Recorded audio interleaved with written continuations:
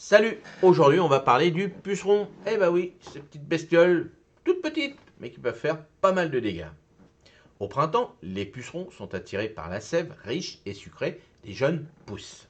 Ces petits insectes, piqueurs-suceurs, se nourrissent de la sève des plantes, affaiblissant nos semis et ralentissant leur croissance. De plus, ils peuvent transmettre des virus d'une plante à l'autre, causant encore plus de dommages. Alors, comment identifier une attaque de puceron? Gardez l'œil sous le dessous des feuilles et sur les jeunes tiges. Vous y verrez peut-être des amas de petits insectes verts, noirs, jaunes ou rouges, toutes les couleurs. Les feuilles peuvent commencer à se recroqueviller ou à jaunir, signe que les pucerons sont à l'œuvre. C'est comme ça qu'on les repère. C'est collant. Hein, vous voyez sur la petite vidéo, les fourmis récupèrent le petit miel là, c'est collant. Et puis en dessous. Mais des fois on ne les voit pas, hein, vraiment, quand des fois c'est des petits malins. Hein. Ils sont verts, sur une feuille verte. Comme ça, là on ne les voit pas du tout. Et puis quand ils sont tout petits, pour l'instant. Puis d'un seul coup on voit nos feuilles comme ça, nos jeunes semis, tout ça, partout. Ouh là, on se dit ça va pas, il y a un truc qui se passe. Mais c'est des fois déjà trop tard. Alors comment on va faire la, la stratégie de lutte écologique contre les pucerons? Prévention. Plantez à côté de vos semis des herbes aromatiques ou des fleurs qui repoussent naturellement les pucerons, comme la lavande, le souci ou le basilic. Alors, des fois c'est possible, des fois c'est pas possible. Nous, par exemple, dans le nord de la France, on ne va pas mettre du basilic, puisque pour l'instant, si on met ça sous nos tunnels, le basilic, pour l'instant, ne pousse pas. Il a du mal, le basilic, même s'il a un peu de chaleur, c'est pas son époque, il a du mal. Dans le sud, ils peuvent, mais vous voyez, donc des fois, c'est pas facile. Puis sur nos tables, on va mettre un pot, tout ça, mais c'est pas 100%. Donc, on va trouver d'autres solutions. Et une des solutions qui marche bien, c'est la pulvérisation d'eau. Un jet d'eau fort peut déloger les pucerons des plantes sans utiliser de produits chimiques. Mais le problème dans nos jeunes semis, des fois, si on fait ça, on va déraciner nos jeunes semis. Alors on le fait quand les plantes sont quand même assez costauds, où là ça marche bien, on prend ça, on prend le pot, et puis on met, et là ça marche bien, hein, on met ça comme d'habitude, hein, le petit jour, toujours le petit seau en dessous, hein, pour pas qu'il s'envole, qu'il s'en aille partout, hop, vous mettrez, et puis là ça marche bien. Mais quand on a un plateau de jeunes semis, là c'est pas facile, donc prenez un petit peu, alors on peut pas non plus trop, parce qu'un jet d'eau peut déloger des fois, on met de l'eau aussi un peu fraîche, ils aiment pas trop ça non plus, mais pour nos jeunes semis, c'est pas facile. Auxiliaire, encouragez la présence de coccinelles, de larves dans votre jardin. Ces prédateurs naturels sont friands de pucerons. Alors moi c'est ce que je fais, je cherche les petites coccinelles des fois quand j'en ai un petit peu. Alors, si je peux retirer la feuille et s'il y a deux trois feuilles, je retire la feuille. Quand je peux pas, je ramasse des petits coccinelles, des coccinelles. Mais en ce moment, ça commence tout doucement, mais il n'y en a pas beaucoup, donc il faut faire attention.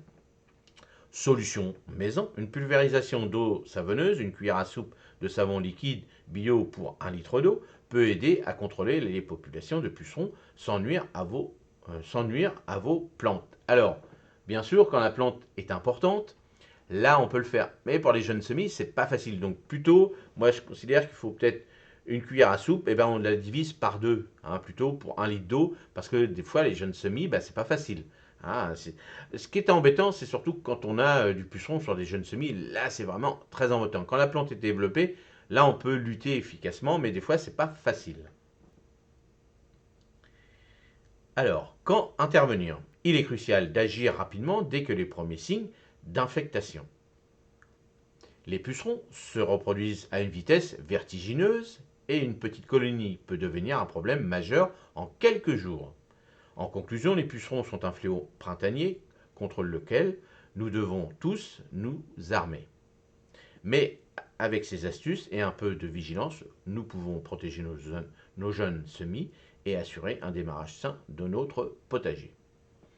Alors, une des solutions aussi, si vraiment c'est qu'un bac de vos jeunes semis qui sont contaminés, hop, surtout l'enlever. Hein. Ça, c'est hyper important. N'attendez pas de faire vos potions magiques, tout ça dessus, ça sert à rien. Le mieux, c'est d'enlever. Moi, c'est comme ça que je fais. Quand vraiment, des fois, il y a des pucerons, ils vont aller plus sur une plante que d'autres. C'est comme ça. Alors, certainement parce qu'elle est plus sucrée, elle est adaptée à cette époque-là pour ce puceron qui va arriver. Hein, parce que, alors, j'y connais rien dans le fait qu'il y ait des pucerons verts, noirs, jaunes, rouges. Peut-être quelqu'un qui est biologiste, peut-être qui peut nous dire pourquoi il y en a des verts, des noirs, des jaunes. Est-ce qu'ils sont adaptés par rapport à leur environnement? je pense aussi.